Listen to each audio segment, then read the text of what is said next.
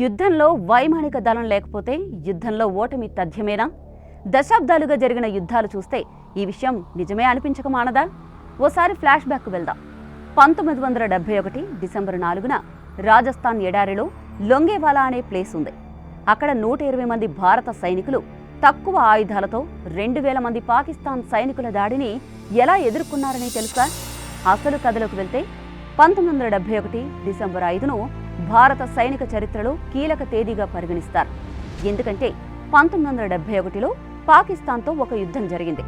ఆ యుద్ధం మన దేశ చరిత్రలో మరిచిపోలేని ఘట్టంగా నిలిచింది. ఇక ఈ యుద్ధంలో ఇండియా గర్వపడేలా ఒక ఘటన చోటు చేసుకుంది. అదేంటంటే భారత్కు చెందిన 4 హంటర్ విమానాలు 2000 మంది పాకిస్తాన్ సైనికులను తరిమేసిందట. ఇది ఎలా జరిగిందో నేను మీకు బ్రీఫ్గా వివరించే ప్రయత్నం చేస్తా. 1971లో పాకిస్తాన్ ఇండియాపై దాడి చేయడానికి బంగ్లాదేశ్లో ఉన్న భారత శిబిరాలపై దాడులు ప్రారంభించింది. పాకిస్తాన్ సైన్యం సుమారు 45 యుద్ధ ట్యాంకులతో లొంగేవాలా పోస్ట్పై దాడి ప్రారంభించింది. రాత్రి 12 గంటల తర్వాత ట్యాంకుల శబ్దాలు వినిపించాయి. ఈ దాడులతో భారత సైన్యం తిరుగుబాటుకు సిద్ధమైంది.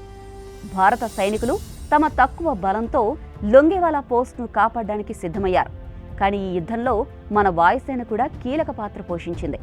మేజర్ కుల్దీప్ సింగ్ చాంద్పురి తన సైనికులను ప్రేరేపిస్తూ పోస్ట్ను కాపాడడానికి ముందుకొచ్చారు. ఆయన నాయకత్వంలో సైనికులు ధైర్యంగా పోరాడారు. రాత్రంతా శత్రువును ఎదుర్కొని తెల్లారిన తర్వాత భారత వైమానిక దళం సహాయం అందింది. భారత వాయుసేనకు చెందిన 4 హంటర్ విమానాలు పాకిస్తాన్ సైనికులపై దాడి చేయడానికి ముందుకొచ్చాయి. ఈ విమానాలు పాకిస్తాన్ సైనికులపై దాడి చేయడానికి ప్రత్యేకంగా తయారు చేశారు. ఇక యుద్ధం మొదలైంది. ఈ వైమానిక దాడులు పాకిస్తాన్ సైనికులను భయపెట్టాయి. ఈ దాడిలో పాకిస్తాన్ సైన్యం 36 ట్యాంకులను నష్టపోయింది. భారత వైమానిక దళం లేకపోతే ఈ పోరాట ఫలితం ఎలా ఉండేదో ఊహించలేదు. అటు పాకిస్తాన్ సైన్యం భారత వైమానిక దళం దాడుల తర్వాత వెనక్కి తగ్గింది.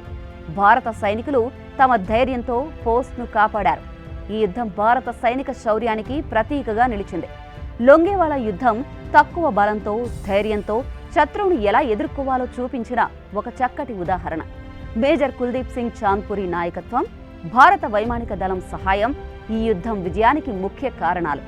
ఈ కథ భారత సైనిక శౌర్యానికి చిరస్థాయిగా నిలిచింది.